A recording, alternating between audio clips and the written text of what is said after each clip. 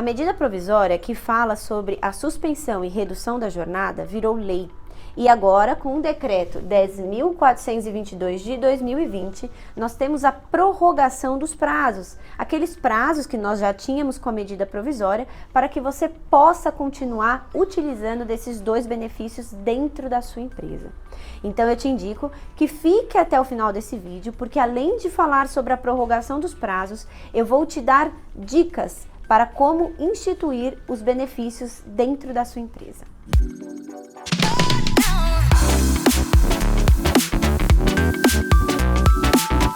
Para quem ainda não me conhece, eu sou Michele Coelho, eu sou advogada trabalhista especializada em consultoria e compliance. E antes de nós começarmos a falar de conteúdo, eu te indico que se inscreva nesse canal, ative as notificações para ficar por dentro de tudo da área trabalhista. Também já aproveita, curta esse vídeo e envie para alguma pessoa que você saiba que precisa desse conteúdo. Eu elaborei um material em PDF sobre tudo que nós estamos falando aqui nesse vídeo. E o link está aqui abaixo na descrição, então é só você clicar lá e baixar o seu material em PDF, tá bom? Bom conteúdo! Então, vamos lá. Para fazermos de uma forma mais didática, eu vou comparar, ou introduzir o que já tinha antes com o que veio de novo no decreto. Então, nós temos que, na suspensão do contrato de trabalho, a medida provisória já trazia um período de suspensão de 60 dias no máximo, sendo que era possível que você fizesse um primeiro período de 30 dias e depois renovasse por mais 30 dias na suspensão. Veio então o decreto prorrogando o prazo da medida provisória por mais 60 dias. Então, desses 60 dias que você já tinha, foi adicionado mais 60 dias, onde o próprio decreto diz que esse período de medida provisória e o novo período não podem ultrapassar os 120 dias. E aqui, algo também muito interessante que a medida provisória trouxe foi que a suspensão pode acontecer em períodos fracionados, que não sejam inferiores a 10 dias. E aqui, se você for se utilizar desse benefício, eu indico que, primeiro de tudo, se for suspender o contrato, que seja porque a sua empresa está fechada. Então, se sua empresa não entrou ainda no plano de retomada da sua região da pandemia, então, com certeza, eu entendo que você precisa fazer a suspensão desse contrato de trabalho. Caso não seja por isso, eu sempre indico que faça um planejamento e veja se realmente é necessária a suspensão. Por quê? Porque você precisa, primeiro, ver seu orçamento, como que você está para a retomada, aí, quando você for voltar mesmo. Precisa ver qual área da sua empresa precisa de ter o contrato suspenso ou vai ter acesso a outro benefício. Também lembre que cada período que você faz de suspensão, você garante o mesmo período para depois que o seu funcionário voltar para a empresa. Então, se você fez uma suspensão de 60 dias, quando o seu funcionário voltar para a empresa, ele tem uma garantia de emprego de 60 dias, que se você rescindir o contrato dele sem justo motivo, você tem que indenizar. Mas isso é assunto mais para frente. Agora vamos falar sobre a redução da jornada de trabalho e salário. Aqui na redução, a medida provisória já trazia uma possibilidade de reduzir por 90 dias. Aí veio o decreto, prorrogou o prazo por mais 30 dias. E o mesmo decreto falou que se nós temos 90 dias com a prorrogação dos 30 dias, esse benefício não pode ultrapassar um total de 120 dias. E aqui, caso você vá fazer a prorrogação da jornada e salário na sua empresa, eu te indico que também faça uma organização interna. Por quê? Porque tem áreas que às vezes não precisam de uma redução igual a de outra área, como por exemplo, a redução de jornada e salário pode ser feita em 25%, 50% e 70%. Às vezes a área de vendas da sua empresa pode ter 70% e a área de departamento pessoal às vezes pode ter 25% e assim vai de acordo com a necessidade que você tem interna dentro da tua empresa. tá? Então, o próprio decreto também trouxe outra possibilidade, que caso você precise do benefício da suspensão e do benefício da redução, como por exemplo, se você fez a suspensão por 60 dias e agora você quer fazer 60 dias de redução, você pode, porque os dois não podem ultrapassar 120 dias juntos. Então, temos outra possibilidade. Se você fez a redução por 90 dias e agora você quer suspender, você só pode suspender pelo período de 30 dias, totalizando os 120 dias. Um ponto muito importante para falar sobre a prorrogação da suspensão e da redução é que tudo o que já foi feito dentro da empresa, seja de suspensão ou de redução, contou. Então, se você já utilizou um período de suspensão de 60 dias, você já computou esses 60 dias dentro do máximo de 120 dias. Então, você só poderia utilizar um outro benefício por mais 60 dias. Não ache que é porque a medida provisória virou lei agora e teve a prorrogação, decreto é novo, vida nova, porque não é, tá? Agora que você sabe tudo sobre prorrogação, eu vou dar algumas dicas para você instituir esses dois benefícios dentro da sua empresa. Antes que você saia concedendo redução e suspensão para todos os seus colaboradores, eu quero te indicar quem são os colaboradores que o governo não paga benefício. Eles são o empregado público, e aqui entra tanto o direito público quanto a empresa de economia mista, que seria a que possui metade de capital público e metade de capital privado. Então, nós vamos falar de Banco do Brasil, Caixa Econômica, algumas empresas aí. Esses colaboradores não terão o pagamento do benefício pelo o governo. Aí nós temos um outro caso, que é o empregado que já tem um benefício, como por exemplo o benefício do INSS, no caso do empregado aposentado. E aqui no caso do aposentado é muito interessante, porque muitas empresas estão ainda fazendo acordo de suspensão e redução com esse colaborador aposentado, mesmo que o governo não pague o benefício para esse empregado, mesmo que seja a própria empresa que vai pagar o benefício. E aqui por quê? Porque essa ajuda da empresa, esse pagamento do benefício da empresa para o empregado aposentado é visto como uma ajuda compensatória. Então, ela não entra para fins de cálculos de INSS, FGTS, férias, 13º, ela não entra. O que sai para a empresa mais barato. E por isso que as empresas, mesmo assim, estão fazendo esse acordo com esses funcionários que já possuem algum tipo de benefício, como por exemplo o aposentado.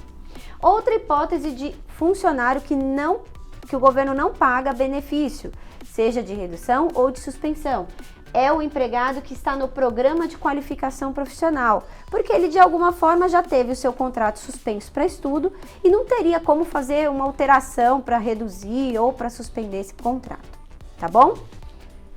Para colocar esses dois tipos de benefícios na sua empresa, é necessário fazer um acordo. E aqui nós temos o caso do acordo individual, que pode ser escrito, que é o acordo normal, que o colaborador vai e assina e te manda, ou vai até a tua empresa e assina. E tem o caso do meio eletrônico eficaz. Por quê? Porque tinham muitas empresas que estavam questionando como que ia fazer no meio da pandemia para aquele colaborador ir para a empresa e assinar um acordo, ter que encontrar todos aqueles requisitos, né, que são ruins para o momento de pandemia.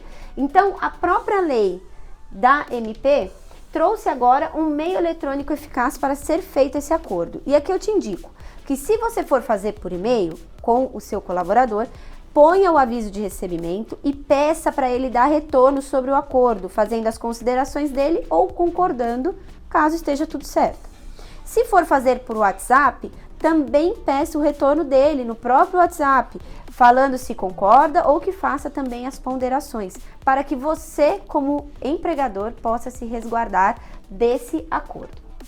E aqui, para que você possa fazer esse acordo através de um acordo individual, que é aquele acordo direto, empregado e empregador, sem qualquer intermediação do sindicato, você precisa cumprir pelo menos 3 requisitos. Então, se for uma empresa de pequeno porte, a sua empresa for uma empresa de pequeno porte, só é possível fazer o acordo individual com o colaborador que recebe até 2 salários mínimos. Se a sua empresa for uma empresa de maior porte, só é possível o acordo individual com o colaborador que recebe até 3 salários mínimos. E aqui, se você ficou com dúvida, Michele, mas como que eu pondero? Como que eu sei se a minha empresa é de pequeno porte, se ela é de maior porte? Aqui é entendido que a empresa de maior porte é aquela que teve receita bruta no ano de 2019 de 4,8 milhões, tá? Que é aquela hipótese mesmo que a própria medida provisória já trazia no seu texto, tá bom? Aí, outra hipótese para ter o acordo individual seria o empregado hipersuficiente. Quem que é o empregado hipersuficiente? É aquele que possui um diploma de nível superior e também recebe 2 vezes o teto da Previdência, que seria mais ou menos o valor de 12 mil reais. Vejam que são os dois. Ele precisa ter tanto o diploma quanto cumprir o dobro do teto da Previdência. E aqui, feito esse acordo individual, é preciso que você, como empregador, avise o sindicato sobre o acordo no prazo de até 10 dias. E aqui, se você se perguntou, tá bom, Michele, mas e se eu esquecer de avisar o sindicato ou não fizer esse aviso em 10 dias porque eu simplesmente não quero avisar? Se você fizer isso, saiba que o seu acordo ele será inválido. Então você vai ter se utilizado de todas essas ferramentas para compor um bom acordo individual e mesmo assim ele corre risco de ser um acordo inválido, tá certo? Entendido o acordo individual ou se a sua empresa não se insere nesses tipos de requisitos necessários para ter o acordo individual, nós temos 2 tipos de acordo. Caso você não esteja dentro dos requisitos do acordo individual, nós temos a convenção coletiva de trabalho, que pode vir falando sobre a redução e a suspensão, ou um acordo coletivo direto com os seus colaboradores e o sindicato. E aqui algo de muita dúvida é se você fez um acordo individual e veio um acordo coletivo ou uma convenção coletiva de trabalho falando sobre o acordo que você já tinha feito. Aqui o entendimento, lembrando que nesse momento de pandemia nós estamos numa fase muito instável, então o que nós temos na maioria das vezes são entendimentos, não tem muita coisa sólida sobre o assunto, porque é tudo novo para todo mundo. Então aqui o entendimento seria de que o acordo individual que você fez, ele só vale até a data que entrar a norma coletiva. Então, se você fez um acordo individual, tem uma norma coletiva, principalmente sendo mais benéfica para o seu funcionário, o seu acordo individual só vale até aqui. Digamos que aqui nós temos um período, ó. Então, daqui até aqui estava valendo seu acordo individual. Aqui entrou norma coletiva. Aqui o seu acordo individual, principalmente se a norma coletiva for mais benéfica para o seu colaborador, ele perdeu os efeitos. Está valendo daqui para frente, como estipula o acordo coletivo.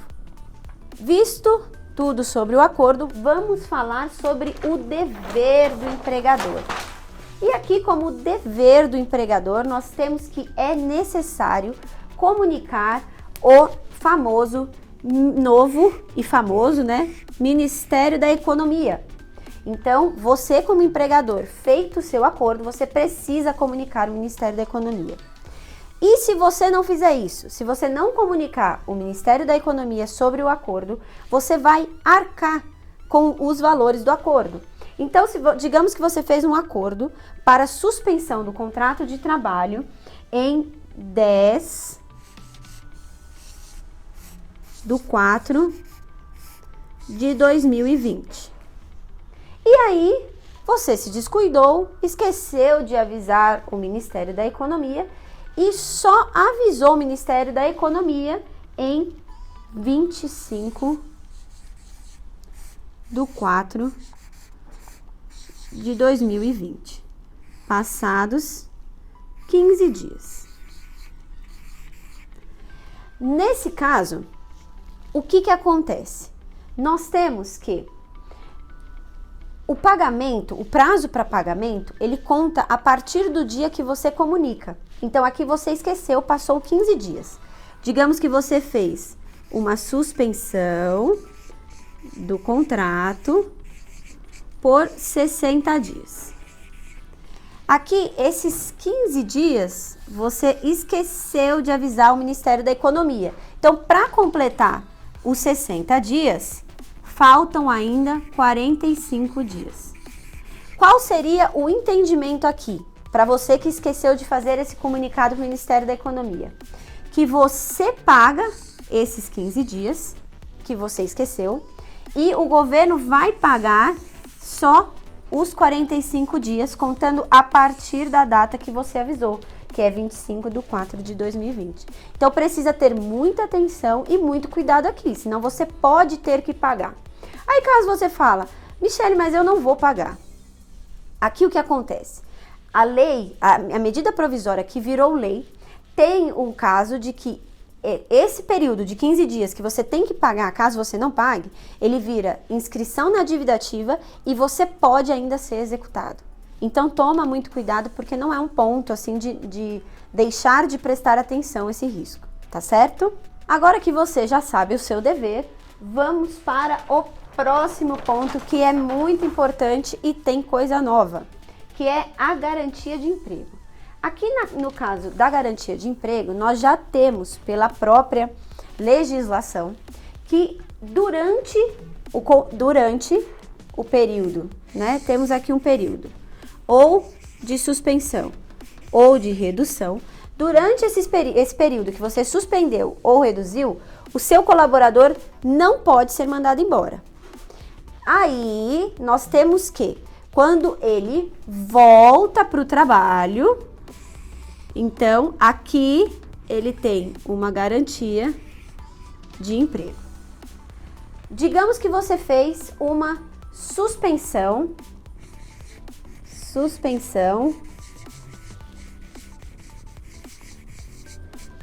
de 60 dias. Aqui nessa suspensão de 60 dias, durante esse período que ele está com o contrato suspendido, você não pode rescindir o contrato de trabalho dele sem justo motivo. Quando ele voltou, por esse período de 60 dias que ele ficou fora, ele ainda tem mais 60 dias de garantia de emprego, tá? Aí temos hipóteses novas da lei, que é o caso do empregado deficiente, que não pode ser dispensado. Temos também o caso da gestante, e aí o da gestante, o que acontece? A garantia, a gestante, só pelo fato dela estar gestante, ela já tem uma garantia de emprego, uma garantia de emprego de 5 meses, se eu não me engano, após o parto. E aqui, digamos que você suspendeu por 60 dias o contrato dessa gestante, que já tem essa garantia de emprego de 5 meses. Ela tem esses 5 meses após o parto. Depois que ela passar por essa garantia que ela já tinha como gestante, ela vai ter acrescido, somado, mais 60 dias. Então, aqui, a garantia de emprego fica somada uma com a outra. Outra hipótese legal também que nós temos é que a legislação também trouxe que, se você precisou rescindir sem justo motivo o contrato de trabalho do seu empregado e ele está no curso do aviso prévio, você pode, tendo, né, concordado tanto o empregador quanto o empregado, suspender, tirar o aviso prévio, cancelar e recontratá-lo e fazer qualquer um dos benefícios, seja de suspensão ou de redução dentro do contrato de trabalho dele. Outra hipótese também que acontece. No final das contas, pode ser que você tenha que fazer a rescisão desse contrato de trabalho. E se você fizer a rescisão desse contrato de trabalho, que possui a garantia de emprego, você vai ter que indenizar. E aqui eu vou usar a minha colinha, porque temos na própria lei, né, as porcentagens de indenização. Então, aqui nós vamos ter uma indenização de 50%, 50% do salário que o empregado teria direito no período da garantia, então do valor do salário que ele teria direito nesse período da garantia, que é esse aqui de 60 dias, provisória no emprego, na hipótese de redução de 25% até 50%. Então, a indenização aqui é de 50%. Outra indenização seria uma indenização de 75%, que seria do salário ao que ele teria direito pela garantia provisória no emprego, na hipótese de redução de jornada e salário de 50% até 70%. E teríamos também uma indenização de 100% do salário que o empregado teria direito no período da garantia provisória do emprego. Também se você... Aí aqui, essa indenização de 100% é se você fez a redução da jornada e salário de 70% até a suspensão, né? Que seria um caso de 100%. Então, veja que tem muitos requisitos que é necessário que você preste a devida atenção. Olhe com carinho para fazer o seu acordo, seja ele coletivo, seja ele individual. Vejam os prazos de prorrogação. Veja o que você já utilizou dentro da sua empresa de suspensão e redução da jornada de trabalho e salário, para que você não ultrapasse aqueles 120 dias, né, base. Então, eu espero que você tenha entendido sobre a prorrogação, sobre as dicas. Se ainda assim restou qualquer dúvida, me mande aqui no comentário que eu vou responder todas as dúvidas de vocês, tá certo? Então, até a próxima!